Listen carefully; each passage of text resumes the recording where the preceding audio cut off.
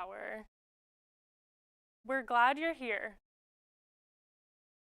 This is a place for all people to learn and grow in the space of all things mental health from every angle. In 5 episodes, we'll work you through interesting topics in the space of mental health and the struggles we face on a daily basis. So join us and let's grow together.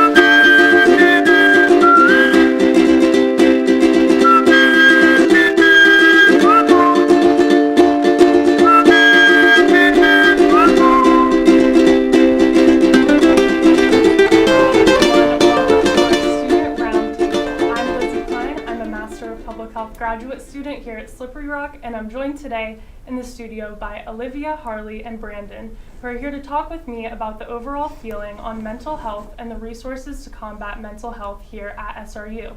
Thank you for being here.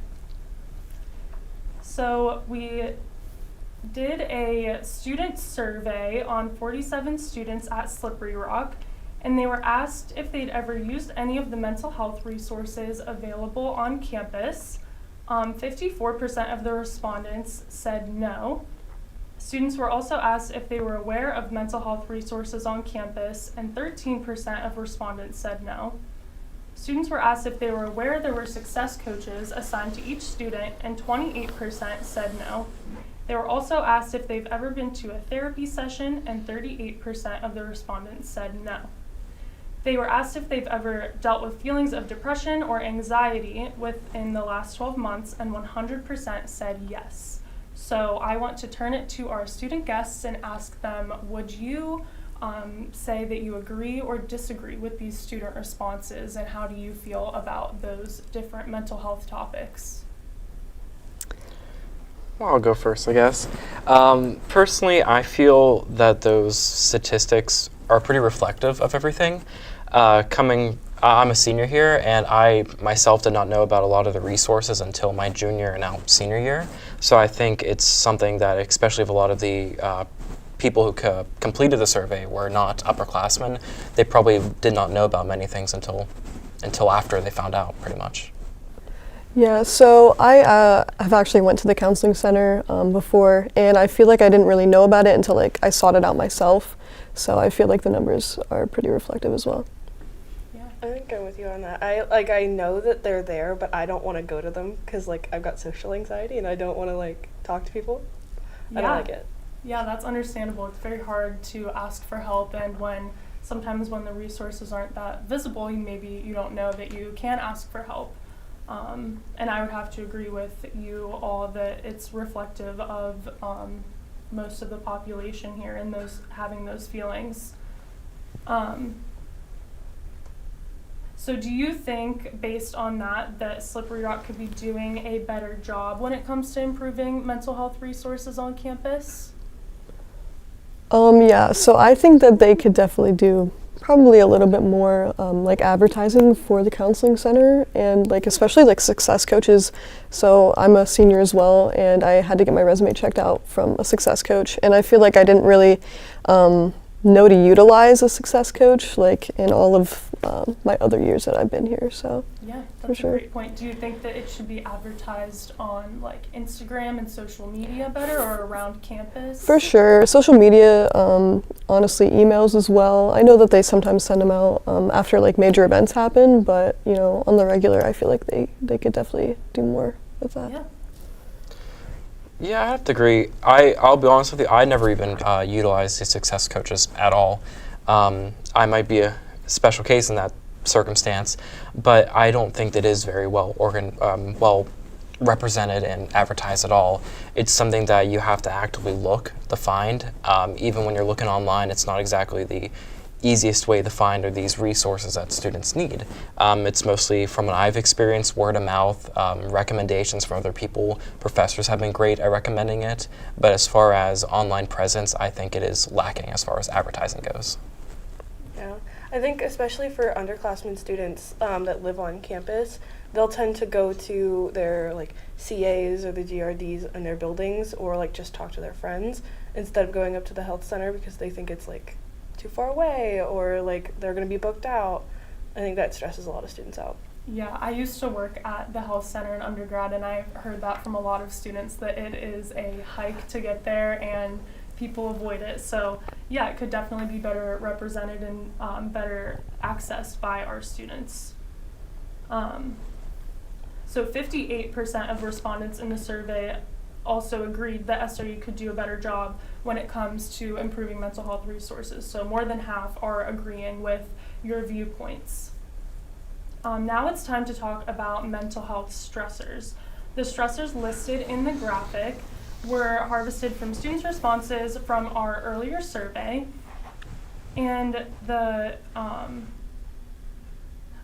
have you ever felt overwhelmed with any of these stressors? So we have sleep, living situation, finances, work, family, school, and health. Have you experienced any issues with these? Definitely, I have probably every single one. In my experience, starting work and definitely coming to college, you know, money and finances are a big thing when coming to college. You know, you're spending a lot of money, and it's a very stressful thing, you know, being in debt and all of that. So definitely, probably every single one. Yep. Yeah, I would agree. I feel like myself, I've have experienced all those at one point or another. Obviously, some are more than others, but I think students always have to worry about expenses and their living situations and work almost always, so it makes sense that it's always on their minds. Yeah, I'm out there. I've definitely experienced having all of those stressors all at once too, trying to figure out how to pay for rent and manage multiple majors, get homework done, be in clubs, manage friendships. It's really tiring.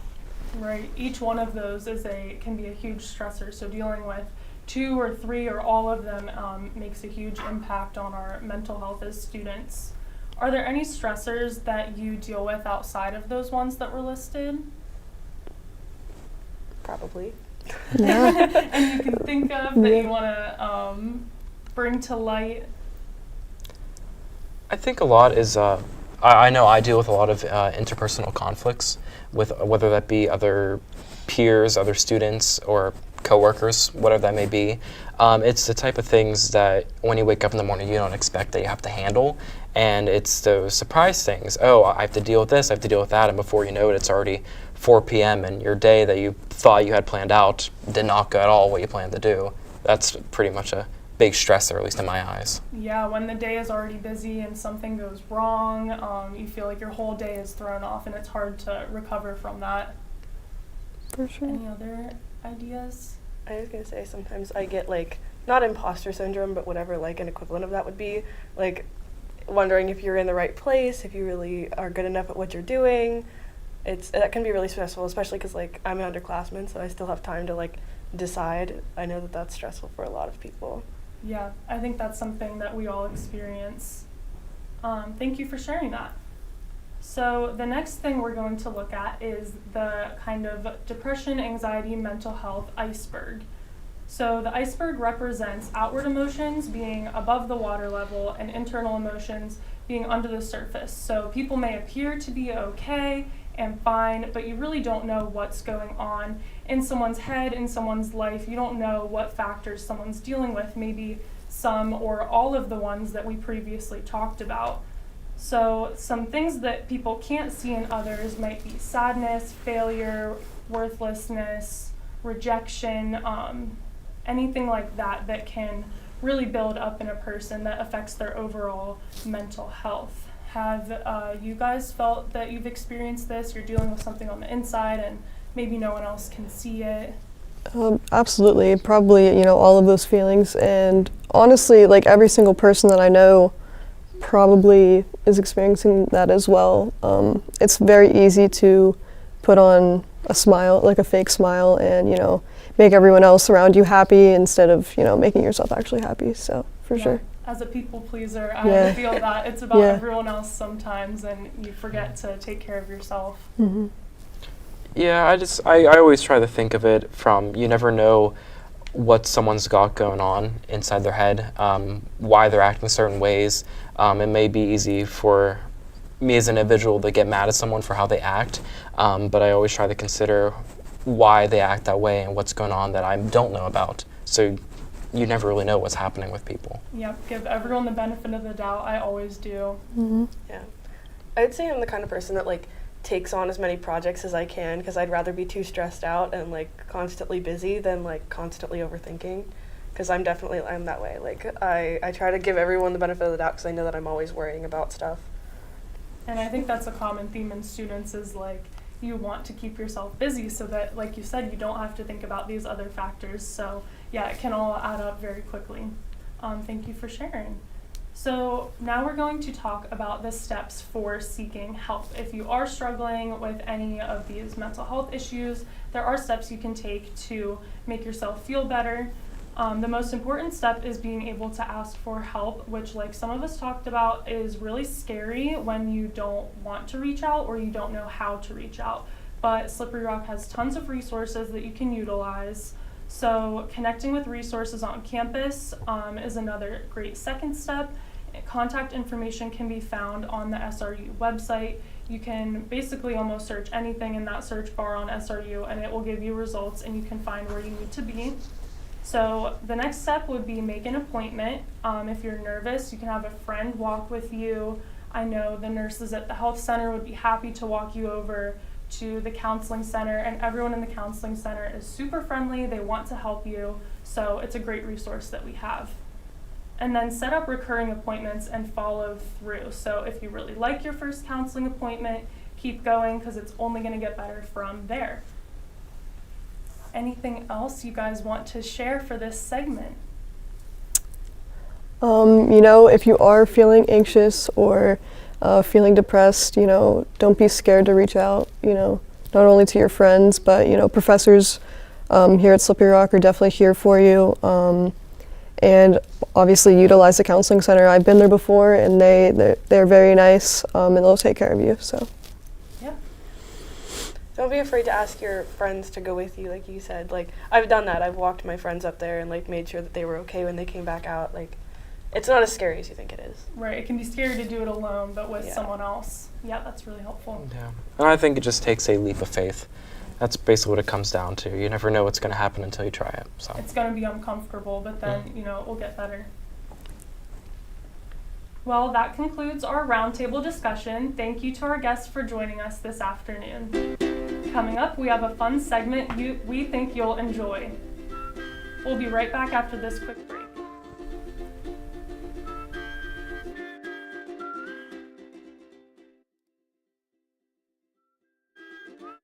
My name is Will Gormley, and I'm the owner of the Dinky Dachshund Tattoo Parlor.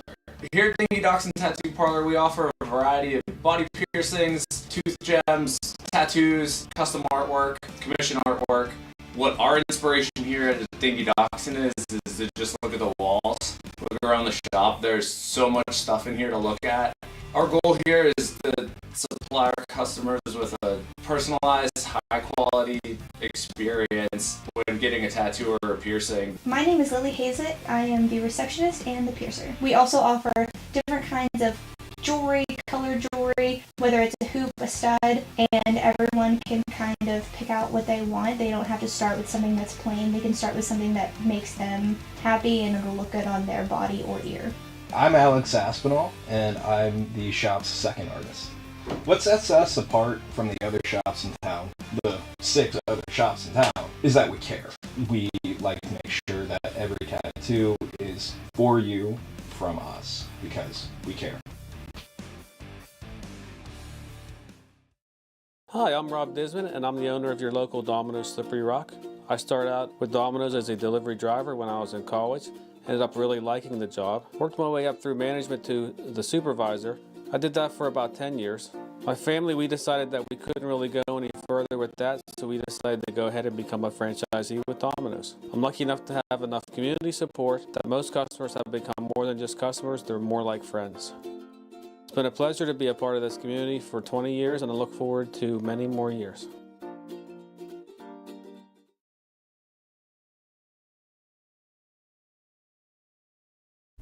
Hello everybody, and welcome to our serotonin segment. This is the part of the show where we review, watch, and learn about all of the funny, good, and overall lighthearted things submitted to us by you, our viewers. If you would like to see your submission on our showcase, send it to our email at the.happyhour@outlook.com. For today's episode, we have 3 videos to share. Let's get into it. Our first video is a cute TikTok about a father and son's trip to the mall. Hi, I'm Rob Disman, and I'm the owner of your local Domino's Slippery Rock. So my dad took me to the mall so I can be stimulated because he says I'm a COVID baby and I need to see the world. And man, it was crazy. So many lights, so many signs. They had some magic stairs that move. I saw a woman with no hair, but I spoke. I was having too much fun because I ended up losing my shoe. My dad couldn't believe it. Where's your shoe? You the parent, big dog, not me. See, he was scared because he knew mama was going to get on him if he came home with no shoes. So he went out on a quest to find better shoes to buy. He said it'd be best if we came home with 3 shoes so mama don't trip so hard. Speaking of tripping, I almost tripped in these new shoes. I saw this water fountain and I had a great idea. I should go for a swim, but he stopped me. What are you doing? Then he brought your boy to the food court and got him some pizza. Did I tell y'all I love pizza? I was tearing that Sbarro up, you hear me? Then I got thirsty and I realized old boy next to me ain't been drinking his drink. He wouldn't mind. Oh my God. My dad was like, oh no, it's time to go. So I act like I forgot how to walk on the way out.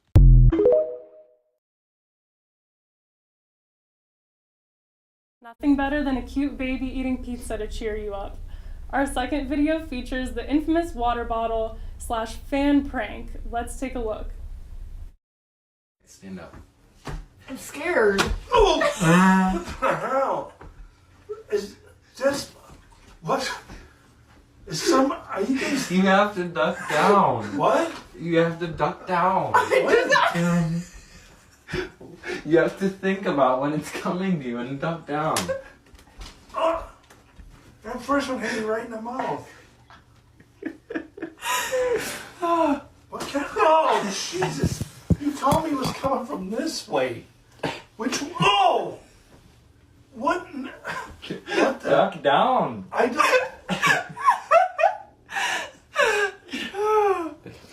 Nikki doesn't even... You need a bigger room. Nikki doesn't even have her... Jesus. Oh, there's more than one. How many bottles?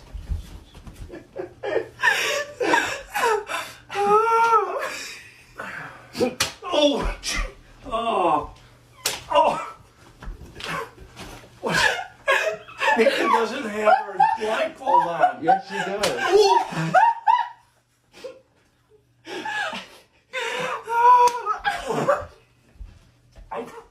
I think if I duck, if I duck down, I think they hit more. No, you won't. Oh! Okay, I'm done. Oh!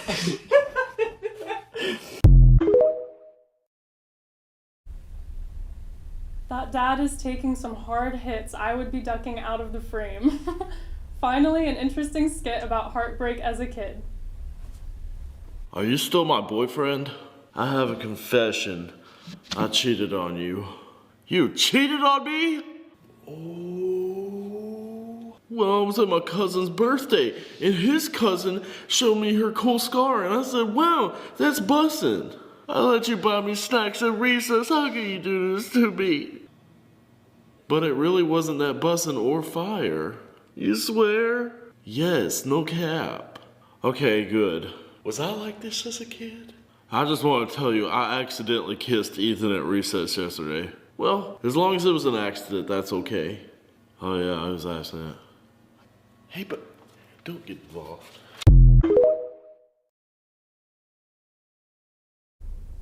I remember my first kindergarten love.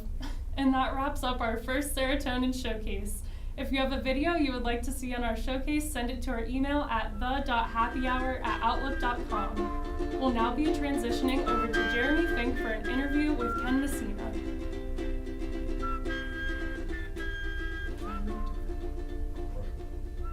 Main Street's more of a budget-friendly option.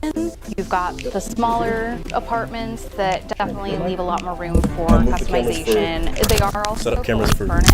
Kind of a hidden gem to your options of 3 people units or 2 people units. South Rock's more of our in-between property. It's not super fancy, but it's also still very budget-friendly. You have the opportunity to live with 3 other individuals, which definitely helps with the pricing. The units come fully furnished. The bedrooms come with a desk, a dresser, a nightstand, and a full-size bed. Kitchens are fully equipped. You have a washer and dryer in the apartment, and then you have a really nice patio. Stonecrest is quiet, comfortable, classy. We offer 4 bedrooms and we have 2 bedrooms. All of our units are completely furnished. The kitchen is fully equipped. You have a fridge, stove, microwave, dishwasher and garbage disposal, and you do have a patio space as well. For more information, visit us at www.southrockapartments.com. We look forward to hearing from you. As years pass and people come and go from our lives, all we have is our memories. From the family gathering to the summer baseball games to that first trip to Disney, those memories are something to be cherished. I thought many of those memories were lost to time and outdated technology, but with Memory Lane Media, they gave me those memories back so that I can share them with my grandkids, and they can share them with their kids one day.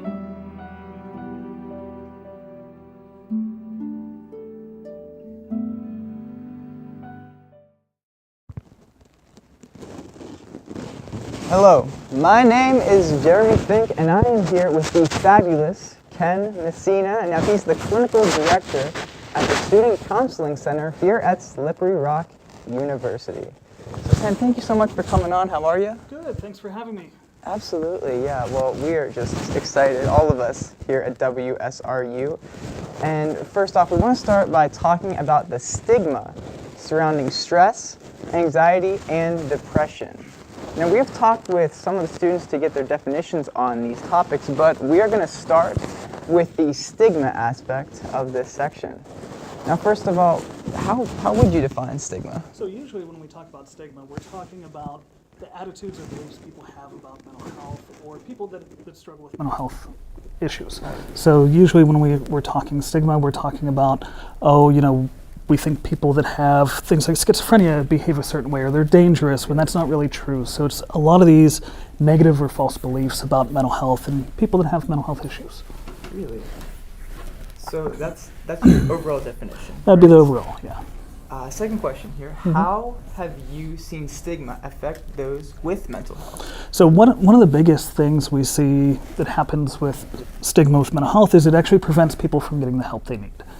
We see this a lot, especially in different populations. I worked a lot with veterans when I worked in community mental health, and they would often come to see us because they didn't want anybody at the VA seeing them going in for mental health treatment because there was such a big stigma. So a lot of times we see that even on campus where students are like, oh, I don't know if I want to go to the counseling center. What if somebody sees me in the waiting room? And I always tell those students, if they see you in the waiting room, they're there for similar issues that you are. And they're seeking out help too, but it can be just another kind of layer that prevents people from seeking out treatment. Right, yes. So that's kind of the thing that's blocking them from getting the help they need. I see that. So how can we try to fight those stigmas around mental health? So one of the biggest things we can do to fight stigma is education. What really is mental health all about? What does it mean? And being exposed to, seeing that other people struggle with these same things too. So I think one of the things that really kind of builds stigma is we feel alone and isolated, that we're the only person dealing with these struggles, when a lot of times it's multiple people. And I think there's been a pretty good job, shows like this where people talk about mental health and how that affects student population to help people know they're not alone and that this is something that a lot of people experience that you wouldn't necessarily think. So it helps change that perception and idea of what is mental health, who are the people that struggle with mental health? And I think that education piece is always the first step in battling any type of stigma. Definitely. Oh, 100%. 100%. Well, that pretty much covers our stigma segment here. So we went around Slippery Rock University and we asked the students here to define stress. So here is that package.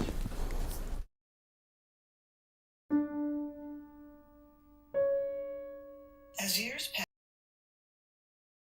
Never being in like a relaxed state, kind of always having stuff on your mind. Stress can be positive or negative. There are positive and negative stressors that you interact with on a daily basis. There's never a day that you're not going to experience some form of stress. But I think it is anything that influences positively or negatively your mood. As being very worried, like abnormally worried about different things, and your mind is constantly focused on that one thing you're probably stressed about. All right, so that was basically how the students around here view stress, right? But we want to know, how do you define stress? So actually, I like the second student defining it as that positive and negative, because a lot of times I think we get stuck thinking about stress as this very negative thing. But in reality, stress helps us perform. So stress only becomes problematic once it passes the tipping point. And if you look at a lot of the research on stress, they talk about eustress versus distress. Eustress is that good stress that helps us study for a test, it helps us perform, it helps us, overcome our anxieties to do a TV show or, to achieve better. So if we had no stress, we'd never get anything done because there'd be no motivation. So stress can be a great motivator, it can be what pushes us to do better, but it's when stress becomes overwhelming and it goes past or becomes problematic past that tipping point. If you think of it like a mountain, eustress helps you achieve to a certain point, and then it becomes counterproductive once you get multiple stressors going on at the same time. Well, you see, that's an interesting point. I'm, like myself, as other students around campus, I believe, we don't see stress as always a positive thing. So I think that's really important to bring light of that aspect of it, of course. Of course. Well, we also want to know, how does stress affect the body physically? So stress can have a number of different effects, and even just how we feel. So a lot of times, I always use the example when I'm working with clients of, where do you hold your stress? Because everybody holds their stress somewhere different. So when we think of like a little kid that doesn't want to go to school, what do they say? Oh, I've got a tummy ache. Well, that's where their stress is really kind of showing, is in their stomach. A lot of people, like I use myself as an example, my stress is in my neck. You see me rolling my neck or hear it popping and cracking, that's where the stress is. So so it affects your body just in the short term with maybe discomfort, muscle tension, those sorts of things, nausea. But long term, we know that stress has a lot of different effects as well. There was a great study, it was called the ACEs study that they did, and it was all on childhood trauma and stress and being able to manage stress. And what it found was prolonged exposure to stress can cause things like heart disease.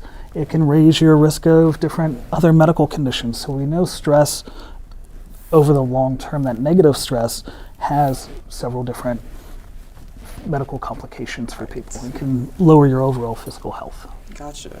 Okay. Well, Doc, you've had a lot of experience in this field, I'm guessing.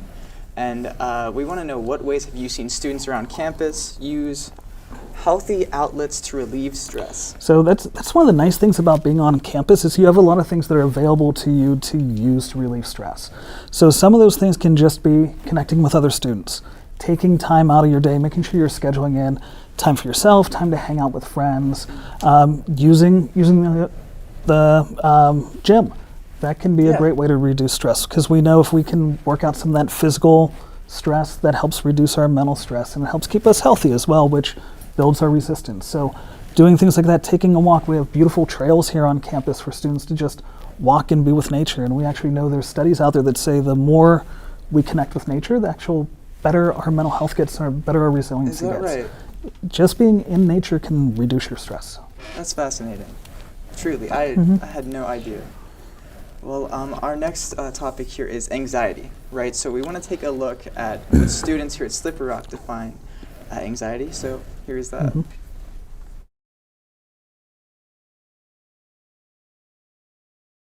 Just like a very stressed out state, never really relaxed. I define anxiety as anticipation with worry. I would also define anxiety as being worried, but being worried of thinking in a sense of what can happen rather than what will happen or what happened. All right, so we saw a lot of definitions there, right? Mm-hmm. But once again, how would you define anxiety? Well, I think those were all good definitions Really? too. Okay. And especially that future component, because anxiety really is kind of this future focus of we're worried about what's coming up, that sense of worry, that sense of dread, that sense of what am I going to do because of this thing in the future. That's usually the biggest things. Now, when we're talking clinical anxiety, we're really looking at how does it impact somebody's functioning. Okay. Because we all worry, right? We all worry, you've got an exam coming up, you've got an assignment due, there's some worry there. That can be that positive stress there that actually motivates you to get it done. If you weren't anxious about writing that paper, I don't know that you're writing that paper. But it's when it gets to that point, it starts to overwhelm your focus and starts to impact your ability to do things. So when we're looking at things like, say, social anxiety, it actually impairs your ability to go out and do things socially. It impairs your ability to interact in that social realm. We might also see it start to impact academics or work, things like that, because you're so focused on what's going to happen and that worry that you actually can't focus in on what am I doing right now, which becomes very problematic and that's when we start to see students that can't get, say, an assignment done because they're so worried about the other 5 or 6 assignments that are coming down the road. Oh my gosh, And yeah. it just stalls you, Oh, So of course. anxiety when I look at anxiety, I'm looking at, what's that future worry and how's that impacting a student's ability to meet their responsibilities and function just day to day? Mhm. And what's that distress level it's causing? Gotcha. All right. So, how can we all kind of combat the feelings of Mhm. anxiety? So one of the number one things is, and we talk about this a lot, and it's starting to sound kind of cliche, but really it's about self-care. So combating, and whether that's anxiety or depression, it's all about how do you take care of yourself. Because if we can lower that baseline stress level, it takes a lot more before it gets to that anxiety level. And that's really what self-care is all about. It's about taking that time out of your day to engage in those activities that reduce your stress level. And if we can do that and we get that into our daily routine, it prevents that anxiety from getting to be problematic. The other thing that we can do is, reach out for help. When it gets to that tipping point and it's starting to impair those other areas of your life, or it's starting to be more than you can manage, reaching out and getting professional help.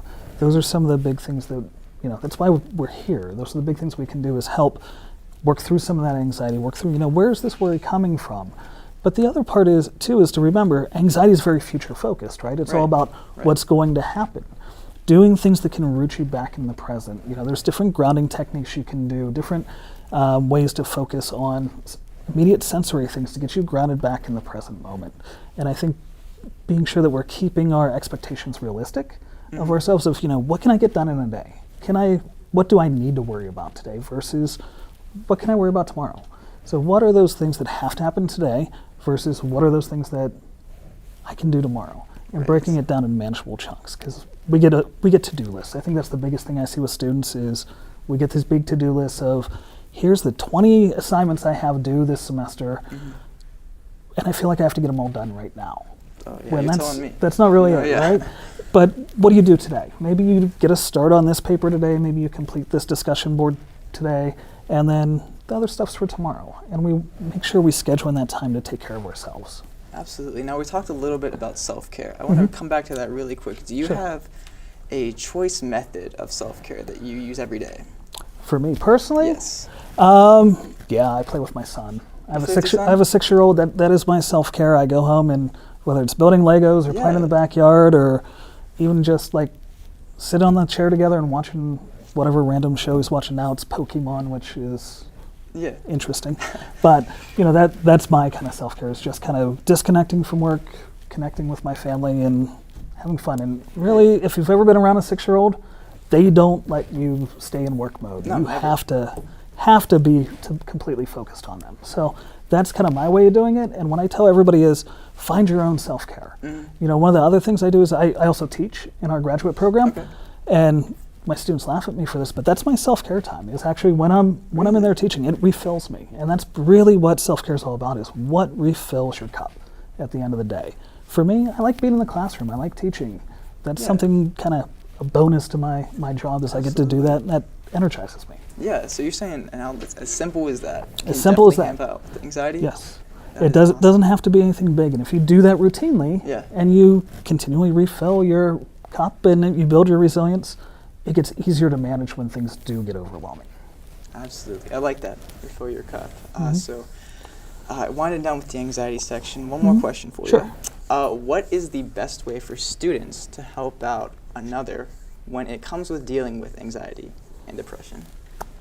That's always a hard question because as a counselor, I want to say, bring them to the counseling center. But the number one thing, other than that is, other than connecting with services, is just be there. Be there as a friend, and you don't have to be like their amateur counselor or therapist or anything like that. Sometimes it's just about checking in. Like, hey, how are you doing? Do you need anything? Or making sure if you see someone that's been kind of camping out in their dorm room or their apartment for a while, you want to go grab lunch. It doesn't have to be, oh, tell me all of your trauma and tell me everything you're struggling with. It can be as simple as just making that offer and making that connection. Because we know when we're better connected, it lessens anxiety and lessens depression when we don't feel alone. Even if it's just completely off topic, let's go to Boozle. That's great. That helps reduce that. So, checking in, talking with friends, just making sure you're staying connected and, being there to listen if someone needs to listen and knowing, okay, this is the things you were telling me, tell me you need to go talk to somebody else. Right. How can I help you get connected with services? I gotcha. Well, see, it's refreshing to me to see something like as little as going to Boozle with a friend and just talking. That'll definitely help out, and I think a lot of people can benefit from that. Absolutely, and that's one of the things we've seen, I think, most is we have a lot of students that aren't connected, and those are usually the students that we're seeing is they're lacking that social connection, and sometimes they just need someone to say, hey, do you want to come out with me this weekend? Do you want to go do something? The more we have those social connections, the better we feel, and the easier it is to manage a lot of our struggles. That's awesome. That's awesome. Well, we're gonna move on to depression here. So another segment from our students at Slippery Rock, we're gonna take a look at how they view depression. Okay.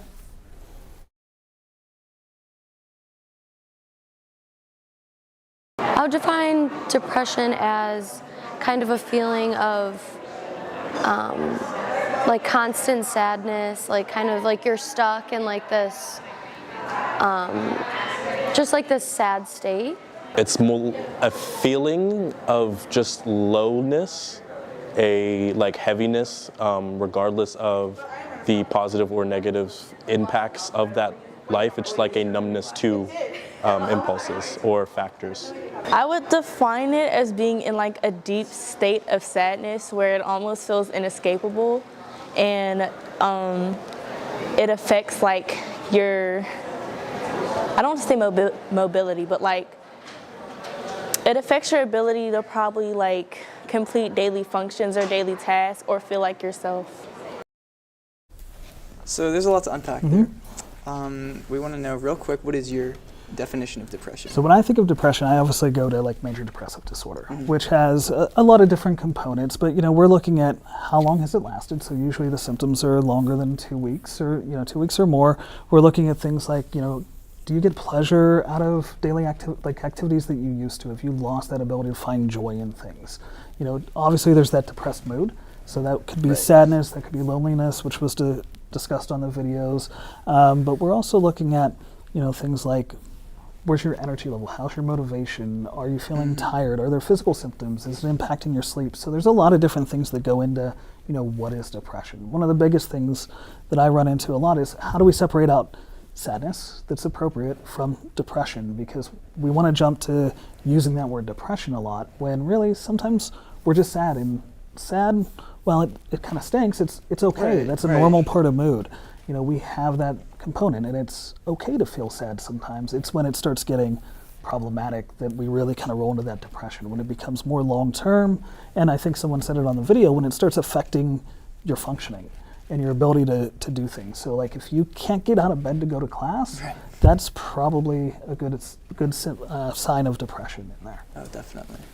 Definitely. So you were kind of saying how many people are struggling with depression, and how do you think how it has helped you with you helping with people with depression? How has that changed throughout your career, I guess? Well, I've been around a long time. So I've actually worked in mental health for over 20 years now, which is just really scary. I started when I was 18, so we'll go with that.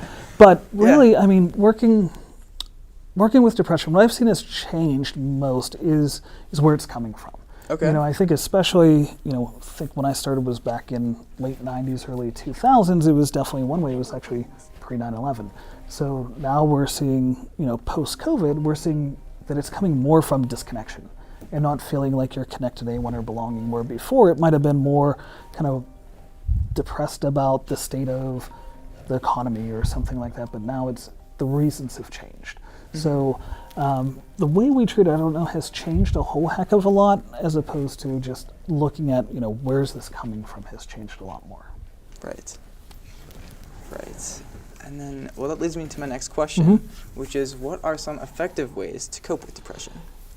I'm going to sound like a broken record a little bit, but self-care becomes part of that, because that's part of that prevention, but also part of how you start kind of building yourself back, is by making sure that you're, I used refilling your cup, but that you're doing that every day and building your resilience to, things that typically bring you down.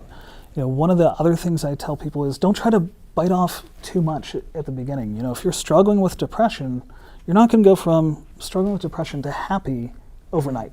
There's, I always tell everybody, if I could do it in one counseling session and make it all go away, I'd be out of a job, but I'd be very happy being out of a job. Of course. It takes time, and sometimes it's about doing the little things. So if we think about when someone's feeling depressed, their energy state is really low.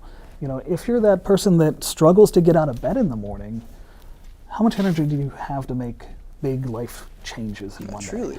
It's all about building momentum. So if you can do just one thing different that helps change things, if you can, not only get out of bed, but also brush your teeth, that's a step in the right direction and starts you feeling better. And it's about building that momentum into that more positive direction and away from that depression. So the more we can do that, it builds on itself. So it becomes this exponential growth that happens, and before long, that one thing different has turned into 30 things different throughout the day that have helped improve your mood and helped you kind of make changes in your life. So it doesn't have to be this big thing, which if I'm in a low energy state, like feeling depressed, and I look at all the things I would need to do to change that, that seems daunting. But when it's just one different thing, that can be probably one of the most impactful things you can do. Because think about it, one thing a day for a month, that's 30 different things you've done to help improve your mood. So what's one thing you can do today? And then tomorrow, what's one other thing you can do? And you just keep building on that. And then what you start to realize is more of your day is going positively than negatively, and you feel better about yourself. Yeah, I really like that answer. Just baby steps, right? Baby steps, yeah. Baby steps, we like that. Thank you so much. We're wrapping up here, but what kinds of services are offered at the counseling center? So of course we do individual counseling, right? So we meet with students, and we also do referral services as well. So if a student maybe doesn't want to get services on campus, but wants to use kind of something closer to home, or especially this time of year, we're gearing up for summer where we're closed for the summer, so we do a lot of referring out for services during the summertime.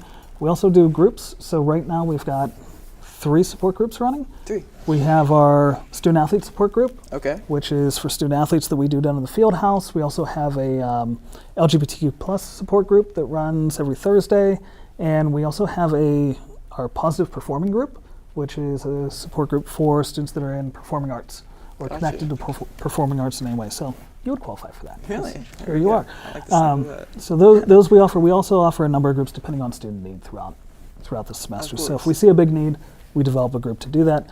We also do a lot of outreach events. Actually, at 5 o'clock today, we have our 5 Senses event that's taking place over in the Smith Center. It's all about how you reduce stress using different methods with each one of your senses. So we've turned that into more of an annual thing, but we do a number of different things throughout the year with that as well.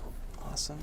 We also do emergency crisis services. So if, by up till 4 o'clock every day, we had to reduce our time because of reduced staffing this semester, but hopefully we can change that come fall. But basically, if a student's in crisis, they can come into our office anytime between 10 o'clock and 4 o'clock, Monday through Friday, and we have a counselor that is specifically designated to be there. The other thing we also do a lot of too is, if a student shows up and maybe their problem isn't really counseling related, maybe they need to talk to somebody in student support or the health center or whatever, Right, yeah. we'll get them where they need to go. And that's one of the things I think all of our offices on campus do really, really well is we link people up with the right service. Because Okay. no matter what office you show up in, we're going to get you connected to the right office that you need. So I think that's one of the most beneficial things is making sure all the parts are working together. Oh, definitely. Definitely beneficial. Well, once again, thank you so much, Ken. Thank you. For coming on today. I have been Jeremy Fink, and this has been Happy Hour. We'll see you next time.